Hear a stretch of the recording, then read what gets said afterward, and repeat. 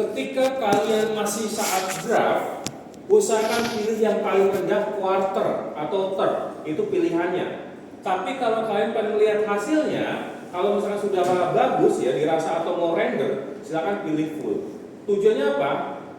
Kemarin saya jelaskan ketika kalian menampilkan full animasi, sebenarnya ketika kalian play itu sebenarnya makan hard disk. Ya, makanya saya bilang kalian pilih quarter ya. Jadi kuota kalian bisa dibilang tidak terlalu besar. Nah, intinya kayak gitu ya. Jadi pilih quarter sebelum memulai. Walaupun nanti gambarnya kayak gurih ya. Kalau kalian ngomong kayak 360. Nah, selanjutnya di samping ini yang harus kalian perhatikan lagi adalah toggle transparansi grid. Jadi sebenarnya itu transparan teman-teman. Ini tuh bukan backgroundnya bukan warna putih.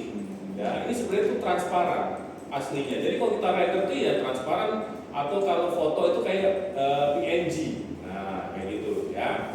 Kemudian ada lagi di sini aktif kamera, cuma ini akan berlaku untuk nanti kita layer 3D. Ya, nanti di beberapa pertemuan kita akan layer 3D, aktif kamera dan juga ada lagi view, ada 1 view, 2 view. Nah, ini akan berlaku untuk nanti kalau kita untuk bermain layer 3D, teman-teman. Ya, jadi kalau kita bermainnya masih 2 dimensi, cukup 1 view aja. Oke? Nah, sekali lagi di sini adalah layeringnya, kemudian di sini adalah durasi. Kalau kalian lihat, ya, ini ada angka-angkanya di mana kalau saya ini ada 12F, ada 0100, ini berarti 1 detik. Berarti 1 detik itu di sini. Ketika 2 detik itu di sini. Ketika 3 detik di sini. Nah, lihat untuk angkanya, ya. Jadi angka di depan kalau 00 berarti ini angka detiknya. Nah, seperti itu. Oke. Kemudian di sini ada lagi perbesar juga, ini perbesar sequence-nya. Jadi kita bisa mainin sebenarnya kalau mau lebih rapet atau lebih rapi sebenarnya kita nge-zoom dulu untuk sequence-nya, nanti dia akan keluar per frame. Nah, tuh 01 frame, 02 frame, 03 frame. Jadi ini per frame tuh per gambarnya, teman-teman. Ya, per gambarnya bisa kita detailin lagi. Oke. Sekarang silahkan kalian bikin objek lingkaran. Nah, cara bikinnya adalah di tools ini. Saya juga jelasin lagi. Ini adalah selection tool ya, anak panah. Setiap kalian sudah membuat objek, nah di sini ada kotak. Kalau kotak kita kliknya tahan akan muncul banyak. Nah, ya, akan muncul banyak. Setelah kalian bikin objek, pastikan kalian nanti ke selection tool, ya. Kayak gitu tekniknya. Oke. Nah, langkah pertama sebenarnya kita jangan langsung menggunakan ellipse tool, langsung ke sini, tapi kalian pertama adalah bisa di sini ya. Di layeringnya kalian klik kanan, pilih new, pilih shape layer. Ya. Kalian klik kanan, kemudian new, pilih shape layer yang ini. Shape layer itu adalah bentuk. Di sini nanti ada teks. Teks itu ya teks untuk kalimat atau kata-kata. Solid, ini solid biasanya digunakan untuk background bisa. Light untuk lighting, kamera untuk nanti bermain 3D, untuk objek juga untuk membantu untuk 3D atau pergerakan. Adjustment layer itu kayak filter ya. Nanti kalau kalian pakai filter untuk merubah warna itu pakainya adjustment layer. Oke, ya pilihnya shape layer. Nah, kemudian kalau sudah bikin shape layer di sini ya, shape layer 1, biasakan teman-teman untuk merename namanya. Kenapa? Karena nanti objeknya mau itu lingkaran, mau itu kotak, nanti namanya adalah shape layer. Cara merubahnya adalah kalian klik kanan, kemudian rename. Nah, pilih misalkan bulat ya, karena kita akan bikin bulat. Ya, jadi klik kanan kemudian rename untuk membuat namanya menjadi sesuai dengan objeknya. Nah, kalau sudah silakan ke atas, pilih toolsnya, kemudian ellipse tool. Oke, silakan pilih. Kalau kalian pengen lingkarannya sempurna, pakainya shift. Nggak bisa. Nggak bisa. Gak bisa apanya? Diklik kanan. Klik kiri tahan. Yang klik kanan tuh di sini. Yang di atas klik kirinya ditahan sampai muncul. Oke. Untuk membuat lingkaran sempurna, kalian tahan shift, karena kalau tidak tahan shift maka jadinya lonjong. Ya. Sekali lagi, kalau sudah bikin objek, kalian balik ke selection tool, teman-teman. Untuk apa? Untuk memindahkan objeknya. Karena kalau kalian tidak membalikkan ke selection tool, maka kalau pindahin objeknya, tuh dia akan bikin objek baru lagi. Nah, akan banyak malahan gitu ya. Jadi pastikan teman-teman itu bikin objeknya apa? Setelah bikin objek ke selection tool. Apa? Ini kan pilih itu ya. Pilih, kalian tool. Ya, lingkarannya bikin pakai shift. Ya, klik tahan. Jangan dilepas, pakainya shift di keyboard, shiftnya ditahan. Ya. Oke, basic warna objek itu ada dua, teman-teman. Ada fill dan ada stroke. Fill adalah garis yang warna di dalam, stroke adalah garis tepi. Nah, silakan teman-teman di sini bisa dirubah warnanya, ya. Bebas warnanya apa, teman-teman, ya.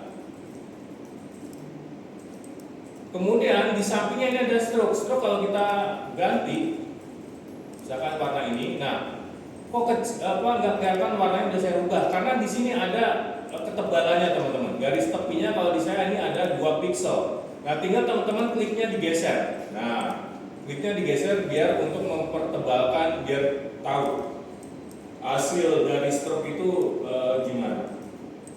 Sebenarnya ini materi desain grafis ketika kalian belajar Adobe Illustrator sebenarnya.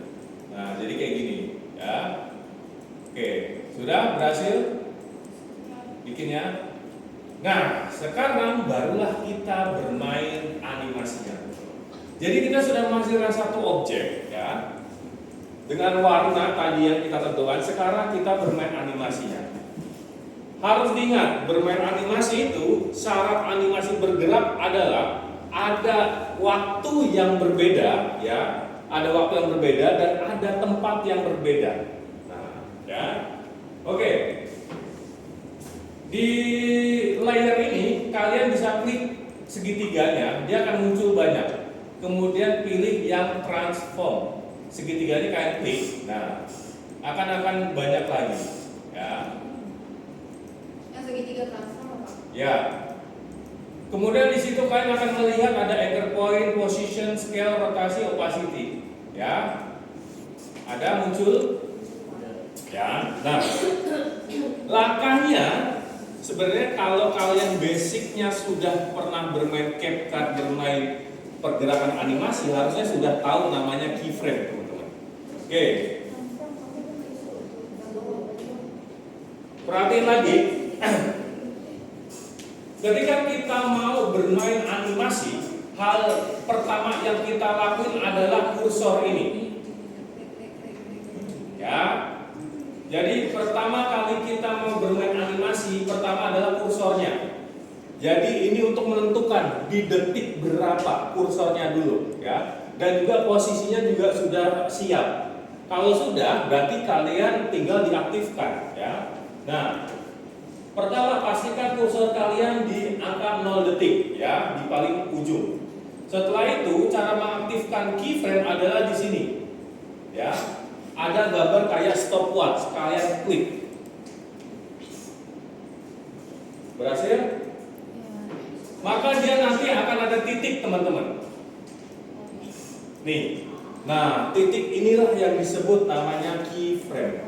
Ini yang menentukan sebuah pergerakan. Ada satu titik. Oke? Berhasil? Berhasil. Langkah selanjutnya adalah tadi saya bilang, gerakin dulu kursornya di angka 1 detik. Nah, silakan teman-teman arahkan kursornya di angka 1 detik, ya. Di angka 1 detik arahkan kursornya. Apabila sudah, perhatikan lagi, kalian pasti sudah mengenal ada namanya X dan Y, ya. Ini X, ini Y. Oke. Nah, kalau X berarti ke samping, kalau Y itu ke atas, ya.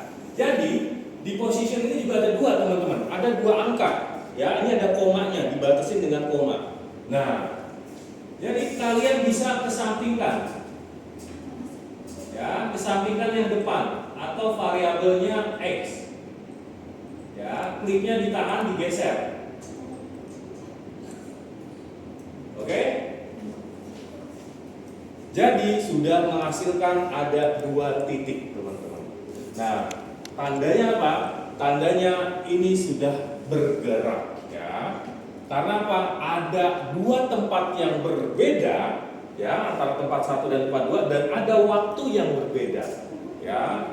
Ada durasi waktu yang berbeda. Nah, cara bergeraknya adalah tekan enter. Ya, kalian tekan enter di keyboard.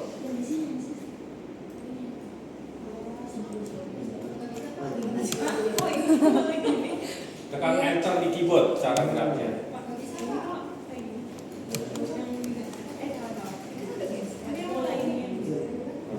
Ya udah coba.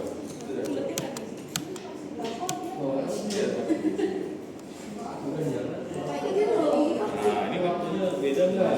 Sama nggak? Oke, kita lihat. Ini posisi 1. Oke, titik. Posisi 2. Ini ada 2 nih objek kamu tuh. Nah, objek kamu ada 2. Nah, ini malah ini nggak ada objeknya tuh, nggak ada bulatnya. Jadi harusnya kamu bulatnya di sini. Nah, ini kita buang aja berarti. Ini ya tuh. Berhasil?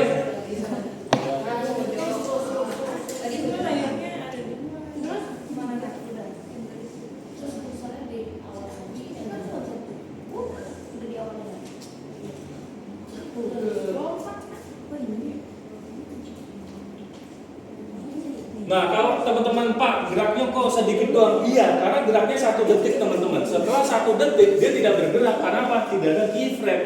Ya, jadi setelah 1 detik, ini kan sequence kita 5 detik. Dia bergeraknya cuma 1 detik, kayak gitu. Jadi setelah dia dari posisi kanan ke kiri, gitu ya, ya sudah berhenti setelah 1 detik. Nah, jadi kayak gitu. Bapak maaf ini gimana Bapak? Sama kayak tadi Pak. Ini harusnya mana Pak? Mana ini layarnya ada 2. Nah, ini hapus dulu yang bulat. Ini malah kamu. Nih transform. Oke. Ini ya perhatiin dulu kursornya, arahin dulu. Nah, aktifkan posisinya. Ya, sekarang kursornya arahin 1 detik. Oke, geser. Nih yang depan. Nah, terus sampai mentok. Terus.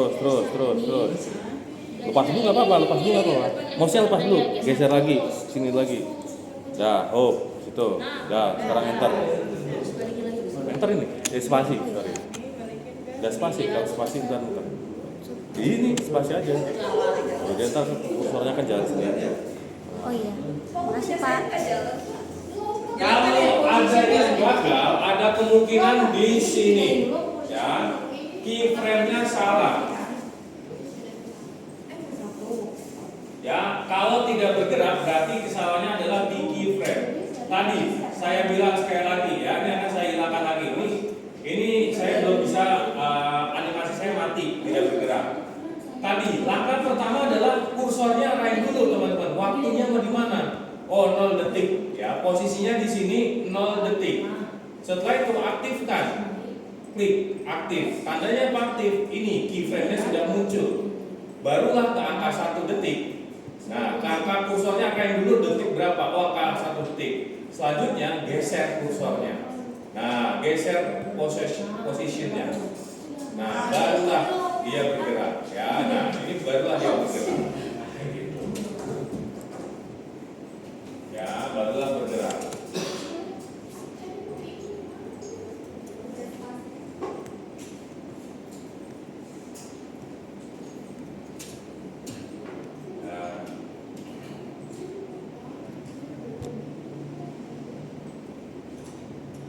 Berhasil? Nah, sekarang kita akan membuat, kalau tadi ini bergerak ya, ini kan dari kiri ke kanan. Oke, kiri ke kanan ya. Kalian bisa mematikan dulu untuk posisinya. Kita akan mengulang lagi. Kemudian bisa kalian kecilin objeknya. Caranya adalah di ujung sini kalian tarik, ya bisa jadi kecil objeknya. Nah. Pastikan lingkaran kalian, bulatan kalian kecil dan taruh di ujung, teman-teman. Pastikan lingkaran kalian kecil dan taruh di ujung.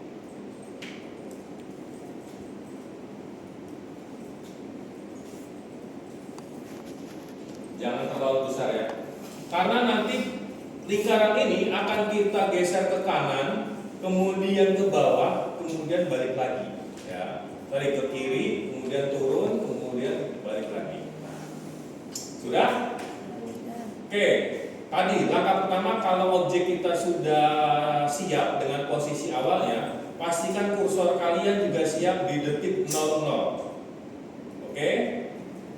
Selanjutnya, aktifkan kursor keyframe-nya. Nah, aktifin keyframe-nya. Yang gambar stopwatch. Ya, gambar stopwatch. Tanda aktif adalah warnanya biru. Ya, tanda aktif warnanya biru. Kalau non aktif, berarti dia warnanya adalah putih. Kalau sudah, teman-teman arahkan ke angka 1 detik. Kursornya diarahkan dulu ke 1 detik. Sudah? Geser kursornya ke arah 1 detik. Kalau sudah, berarti kita geser objeknya. Ya, kalau di sini ke kanan, ke kiri. Ya.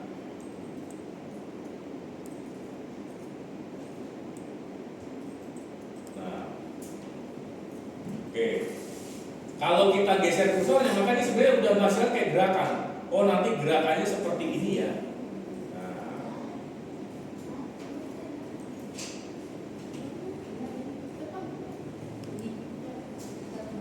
Sudah? Oke. Kemudian kalian majukan jangan sampai 2 detik, jadi di tengah-tengahnya, ya. Jadi di sini kalau saya ini ada 1 detik, kemudian di sini ada 1 detik 12 frame, kemudian ini 2 detik. Jadi di tengah-tengah antara 1 dan 2 detik kalau misalkan teman-teman di situ tampilannya. Ya, saya di tengah-tengah. Nah, ini kalau kita langsung turunkan teman-teman, ya. Tadi kan kita ke samping variabelnya X ya. Kalau saya langsung turunkan seperti ini, maka hal terjadi adalah garisnya goyang atau garisnya melengkung nih kalau kalian lihat. Ya, garisnya melengkung. Padahal saya pengen adalah garisnya lurus. Kenapa? Karena efeknya akan berbeda. Nih, lihat dulu ya, jangan ikutin dulu tapi lihatin dulu gerakannya ya. Jadi kalau seperti ini garisnya adalah melengkung. Nah, melengkung ya. Padahal saya pengen garisnya lurus. Jadi dari ujung berhenti ke sini berhenti. Caranya adalah kita harus menyamakan garisnya dulu. Jadi ini kalau pengen kalian garisnya lurus di tengah-tengah ini, kalian tambahkan keyframe yang sama. Jadi keyframe ini kan keyframe nomor 2, keyframe 3 harus sama nomor 2. Caranya adalah kita add keyframe dengan cara di sini. Tambahin add keyframe. Sudah?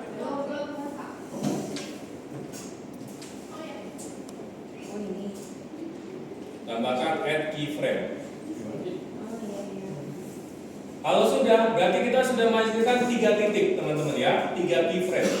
Nah, tadi yang saya bilang keyframe nomor 2 dan nomor 3 ini sama, mulai dari posisinya itu sama, cuma berbeda durasi waktu. Untuk apa? Untuk penjeda sebenarnya. Jadi dari kalau di sini dari kanan ke kiri kalau dari saya ya. Kemudian dia jeda dulu baru turun. Nah, selanjutnya kalian majukan ke 2 detik. Ya.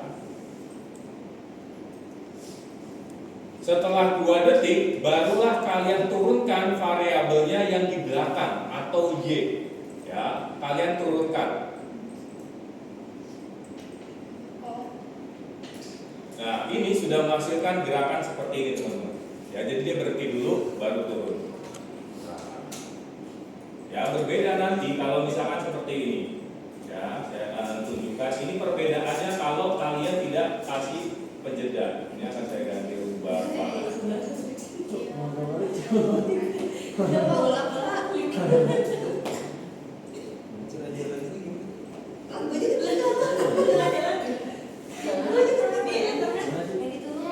Spasi. Untuk jalaninya pakai spasi.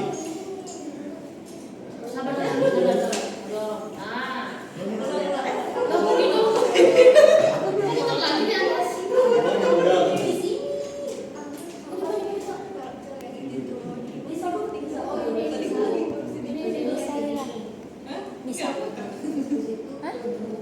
Tapi kok ada yang Bisa. Perhatikan posisinya teman-teman ya.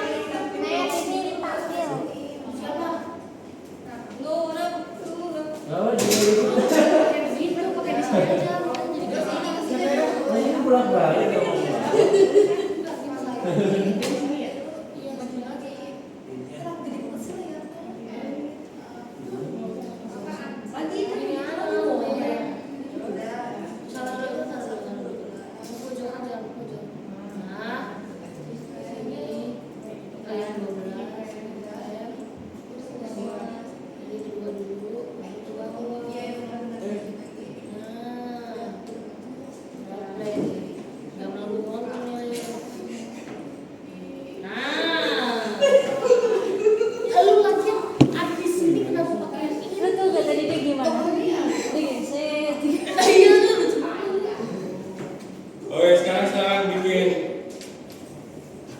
objek yang muter, teman-teman.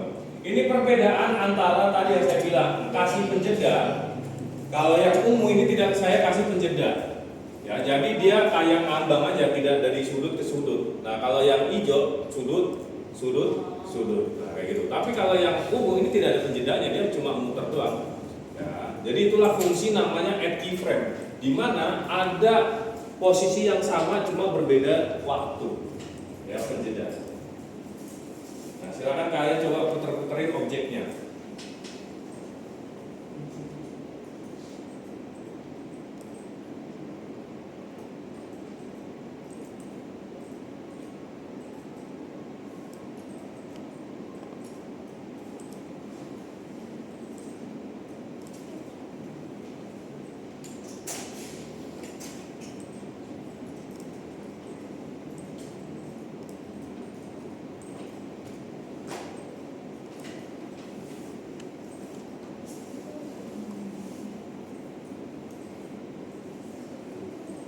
Gue udah bisa ya.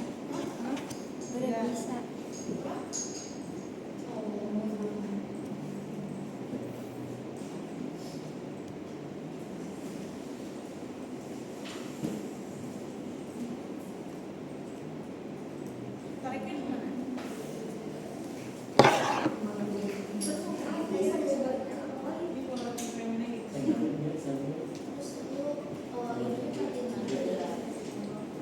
Kita